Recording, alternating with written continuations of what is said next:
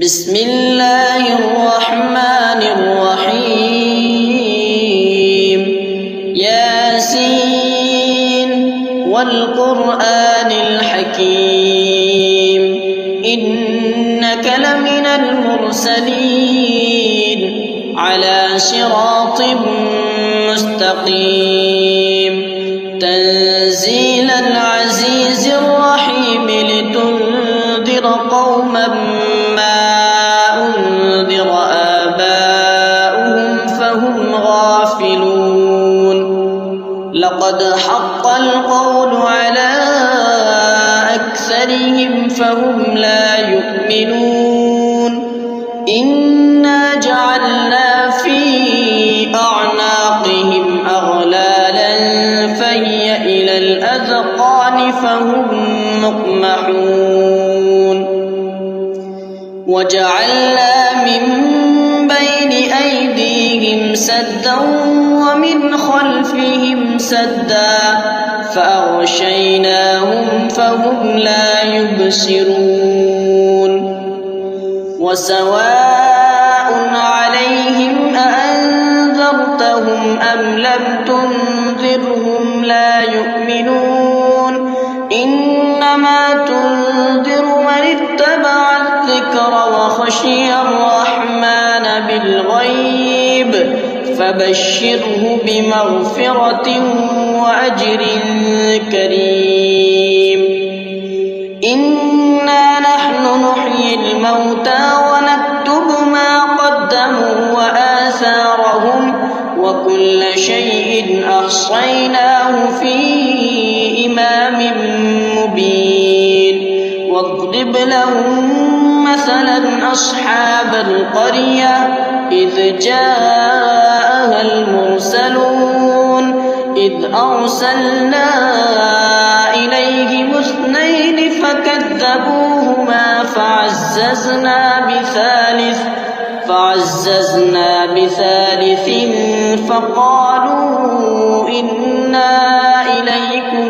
مرسلون قالوا ما أنتم إلا بشر مثلنا وما أنزل الرحمن من شيء إن أنتم إلا تكذبون قالوا ربنا يعلم إنا إليكم لمرسلون وما علينا إلا البلاغ المبين قالوا إنا تطيرنا بكم لئن لم تنتهوا لنرجمنكم وليمسنكم منا عذاب أليم قالوا طائركم معكم أئن ذكرتم بل أنتم قوم مسرفون وجاء من أقصى المدينة رجل يسعى قال يا قوم اتبعوا من لا يسألكم أجرا وهم مهتدون وما لي لا أعبد الذي فطرني وإليه ترجعون أأتخذ من دونه آلهة إن يردني الرحمن بضر لا تغن عني شفاعتهم شيئا ولا ينقذون إني إذا لفي ضلال مبين إني آمنت بربكم فاسمعون قيل ادخل الجنة قال يا ليت قومي يعلمون بما غفر لي ربي وجعلني من المكرمين وما أنزلنا على قومه من بعده من جند من السماء السماء وما كنا منزلين إن كانت إلا صيحة واحدة فإذا هم خامدون يا حسرة على العباد ما يأتيهم من رسول إلا كانوا به يستهزئون ألم يروا كم أهلكنا قبلهم من القرون أنهم إليهم لا يرجعون وإن كل لما جميع لدينا محضرون وآية لهم الأرض الميتة أحييناها وأخرجنا منها حبا فمنه يأكلون وجعلنا فيها جنات من نخيل وأعناب وفجرنا فيها من العيون ليأكلوا من ثمره وما عملته أيديهم أفلا يشكرون سبحان الذي خلق الأزواج كلها مما تنبت الأرض ومن أنفسهم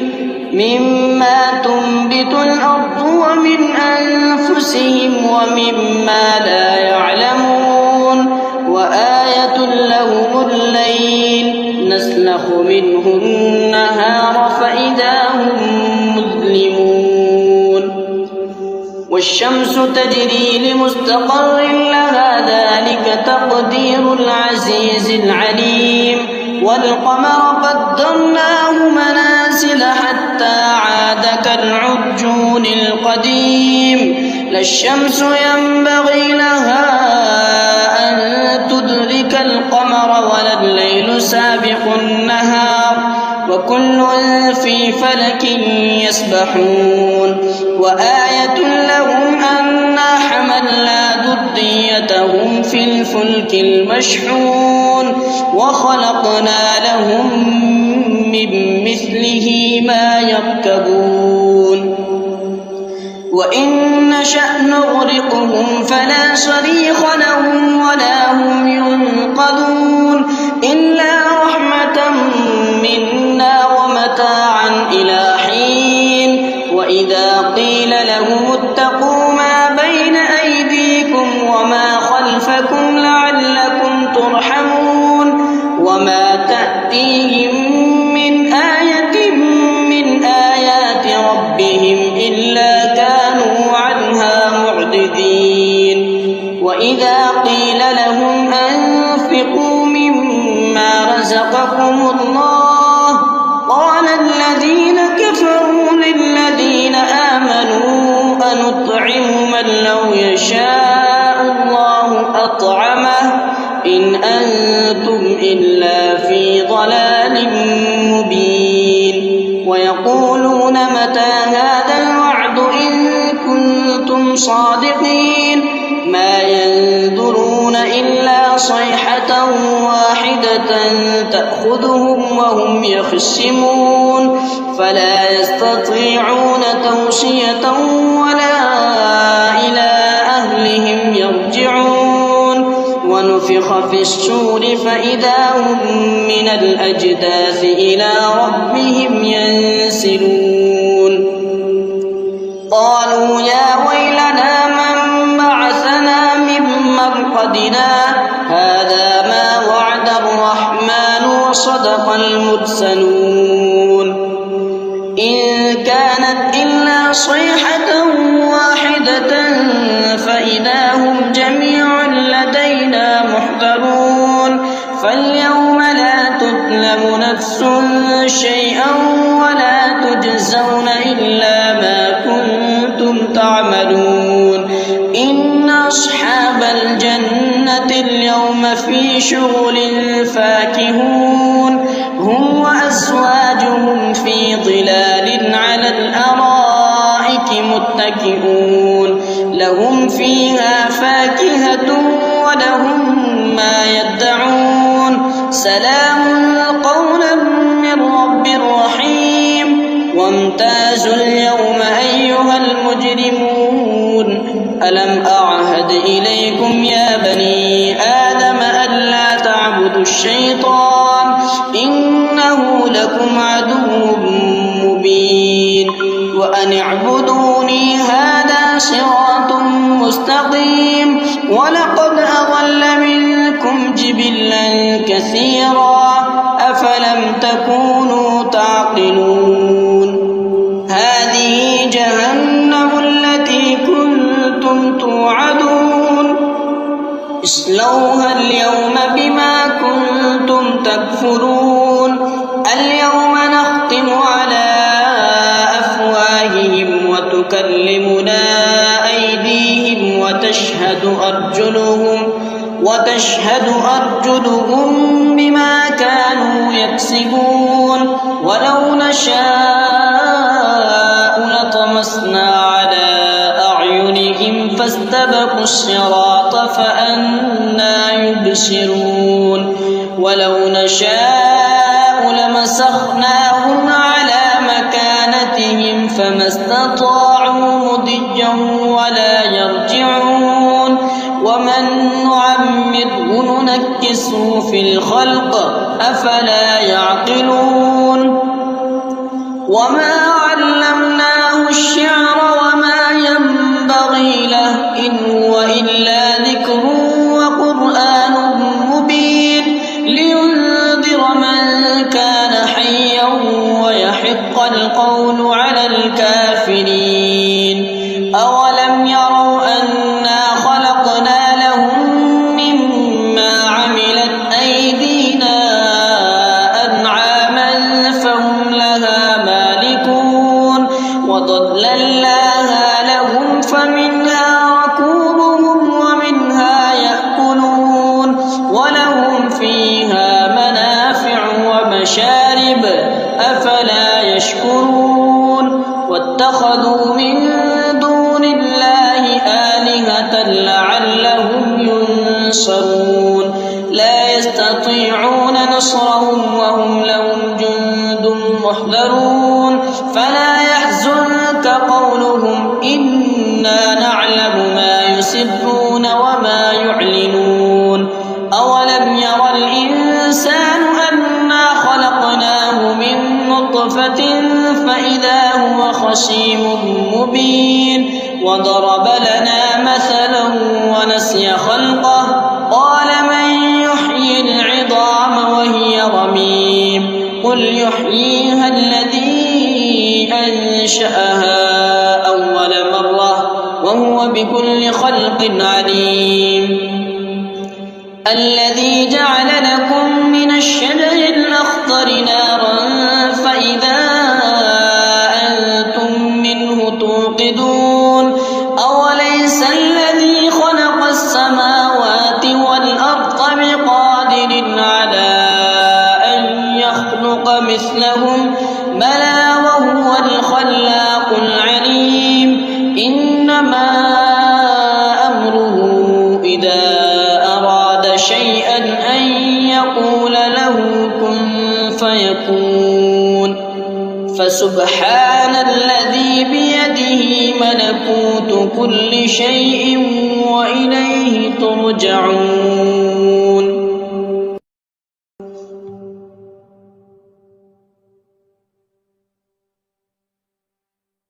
بسم الله الرحمن الرحيم الرحمن علم القرآن خلق الإنسان علمه البيان الشمس والقمر بحسبان والنجم والشجر يسجدان والسماء رفعها ووضع الميزان ألا تطغوا في الميزان وأقيموا الوزن بالقسط ولا تخسروا الميزان والأرض وضعها للأنام فيها فاكهة والنخل ذات الأكمام والحب ذو العصف والريحان فبأي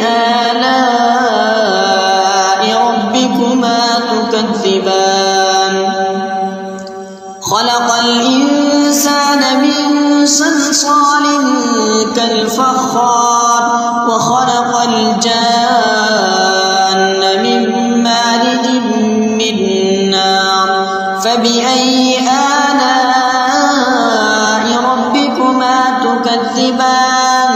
رب المشرقين ورب المغربين فبأي آلاء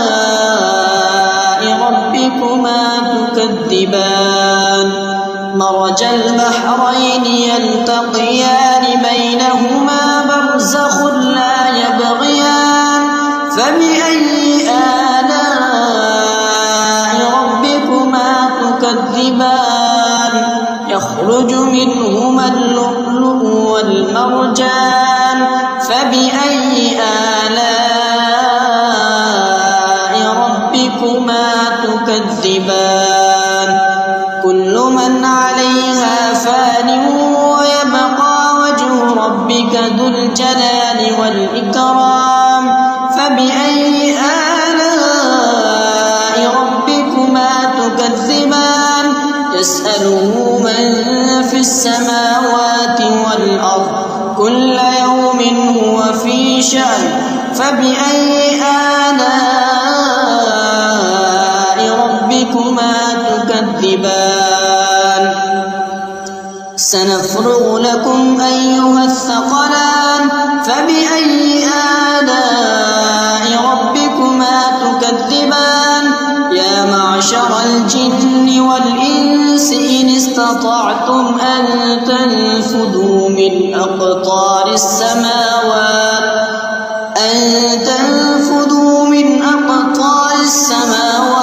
والأرض فانفذوا لا تنفذون إلا بسلطان فبأي آلاء ربكما تكذبان يرسل عليكما شواظ من نار ونحاس فلا تنتصران فبأي آلاء ربكما تكذبان فإذا انشقت السماء فكانت وردة كالدهان فبأي آلاء ربكما تكذبان فيومئذ لا يسأل عن ذنبه إنس ولا جان فبأي آلاء ربكما تكذبان يعرف المجرمون بسيماهم فيؤخذ بالنواصي والأقدام فبأي آلاء ربكما تكذبان هذه جهنم التي يكذب بها المجرمون يطوفون بينها وبين حميم آن فبأي آلاء ربكما تكذبان ولمن خاف مقام ربه جنتان فبأي آلاء ربكما تكذبان ذواتا أفنان فبأي آلاء ربكما تكذبان فيهما عينان تجريان فبأي آلاء ربكما تكذبان فيهما من كل فاكهة زوجان فبأي آلاء ربكما تكذبان فيهما من كل فاكهة زوجان فبأي آلاء ربكما تكذبان متكئين على فرش مقائدها من استبرق وجنى الجنتين دان فبأي آلاء ربكما تكذبان فيهن قاصرات الطرف لم يطمثهن إنس قبلهم ولا جان فبأي آلاء ربكما تكذبان كأنهن الياقوت والمرجان فبأي آلاء ربكما تكذبان تكذبان هل جزاء الإحسان إلا الإحسان فبأي آلاء ربكما تكذبان ومن دونهما جنتان فبأي آلاء ربكما تكذبان مدهامتان فبأي آلاء ربكما تكذبان فيهما عينان نضاختان فبأي آلاء ربكما تكذبان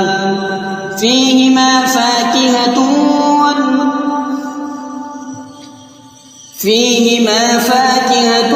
ونخل ورمان فبأي آلاء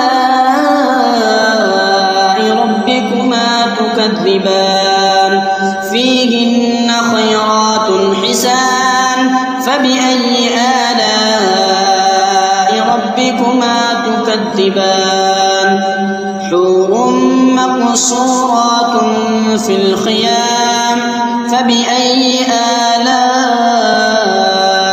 ربكما تكذبان حور مقصورات في الخيام فبأي آلاء ربكما تكذبان لم يطمثهن إنس قبلهم ولا جان فبأي آلاء ربكما تكذبان متكئين على رفرف خضر وعبقري حسان فبأي آلاء ربكما تكذبان تبارك اسم ربك ذي الجلال والإكرام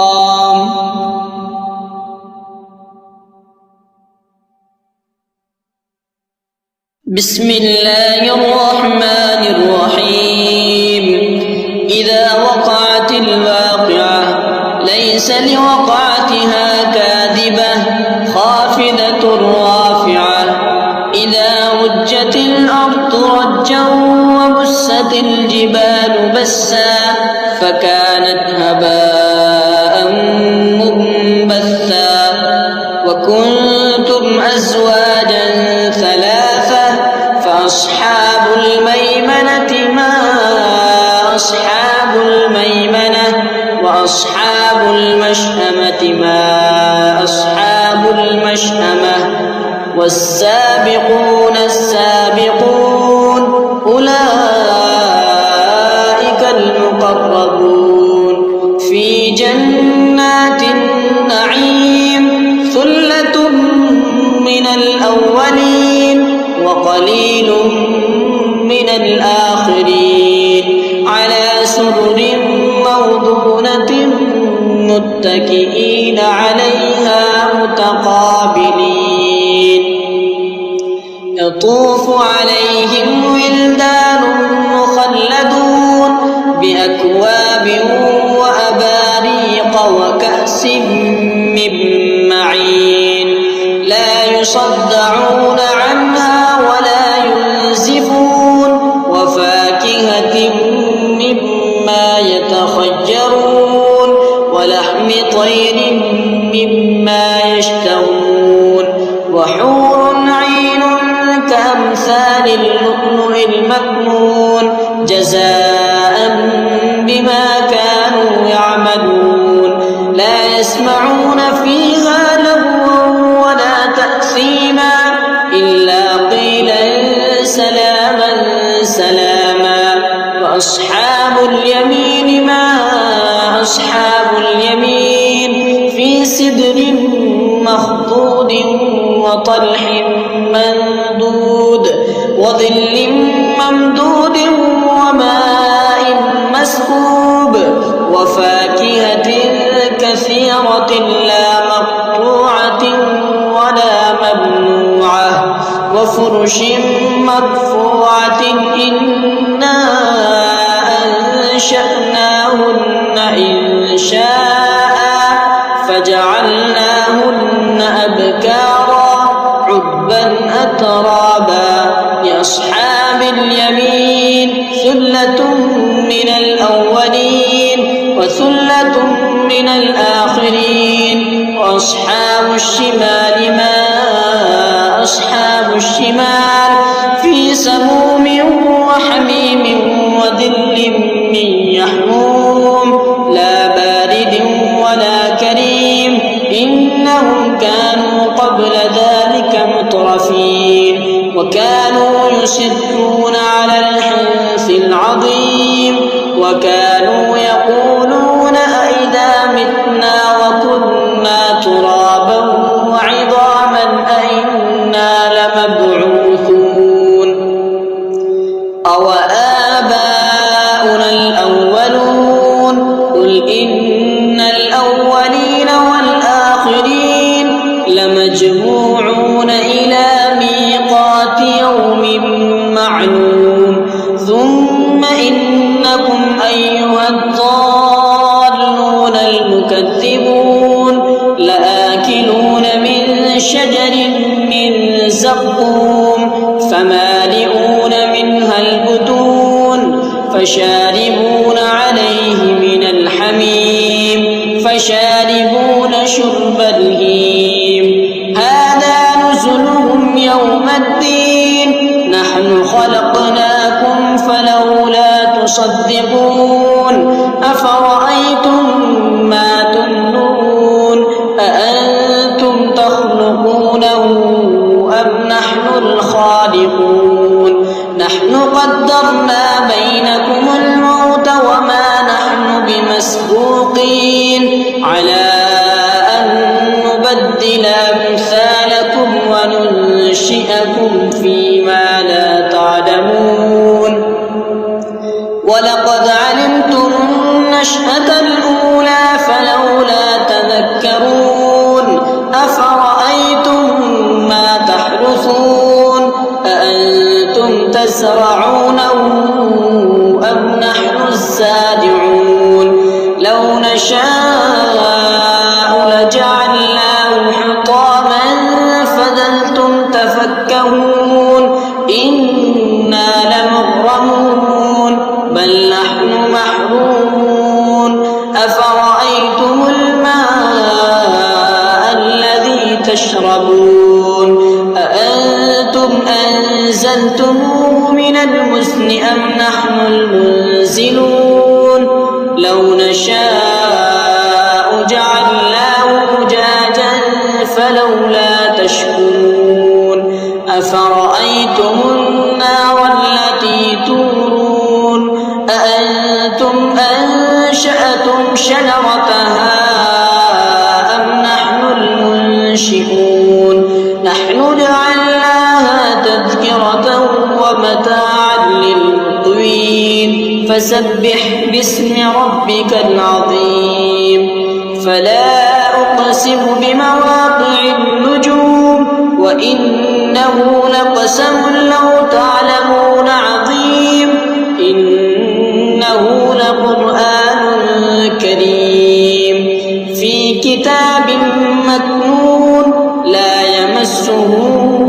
إلا المطهرون تنزيل من رب العالمين أفبهذا الحديث أنتم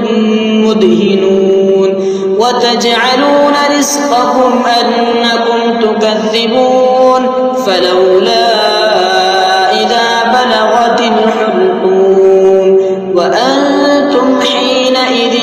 تنظرون ونحن أقرب إليه منكم ولكن لا تبصرون فلولا إن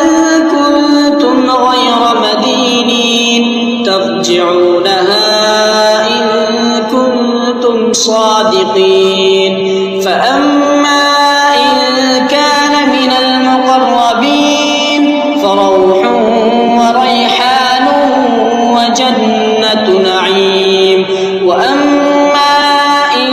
كان من أصحاب اليمين فسلام لك من أصحاب اليمين وأما إن كان من المكذبين المكذبين الضالين فنزل من حميم وتصلية جحيم إن هذا لهو حق اليقين فسبح باسم ربك العظيم بسم الله الرحمن الرحيم تبارك الذي بيده الملك وهو على كل شيء قدير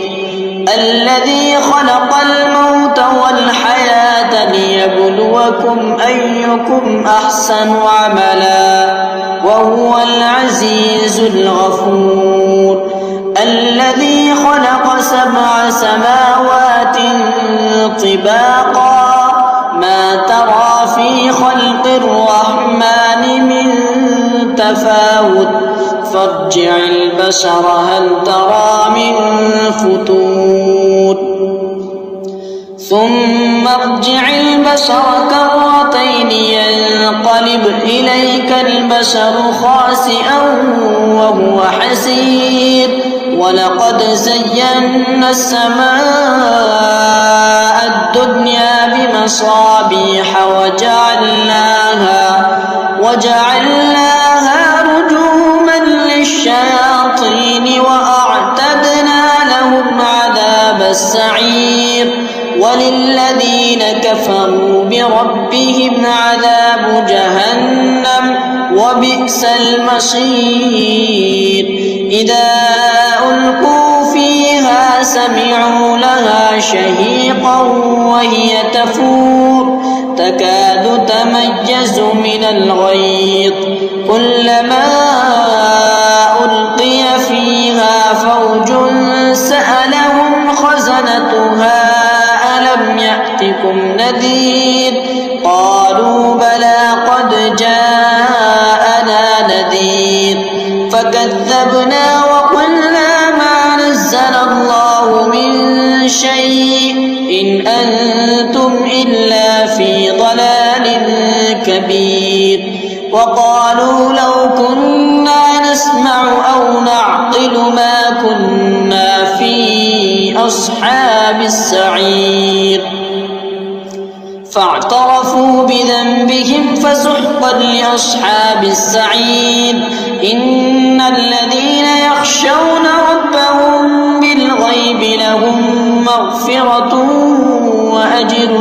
كبير وأسروا قولكم أو اجهروا به إنه عليم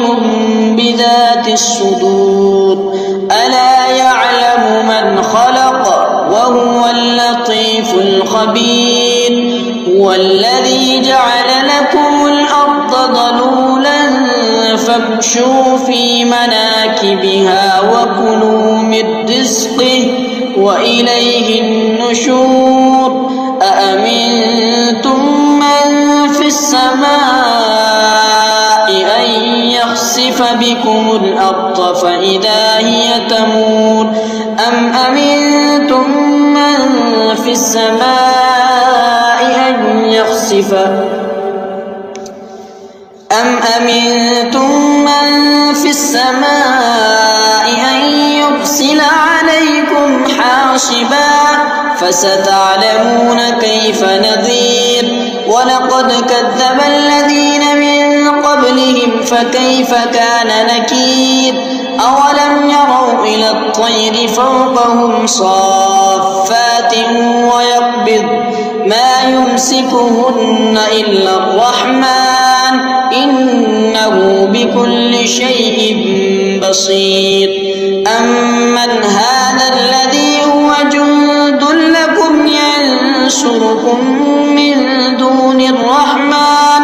إن الكافرون إلا في غرور أمن هذا الذي يرزقكم إن أمسك رزقه بل لجوا في عتب ونفور أفمن يمشي مكبا على وجهه أهدى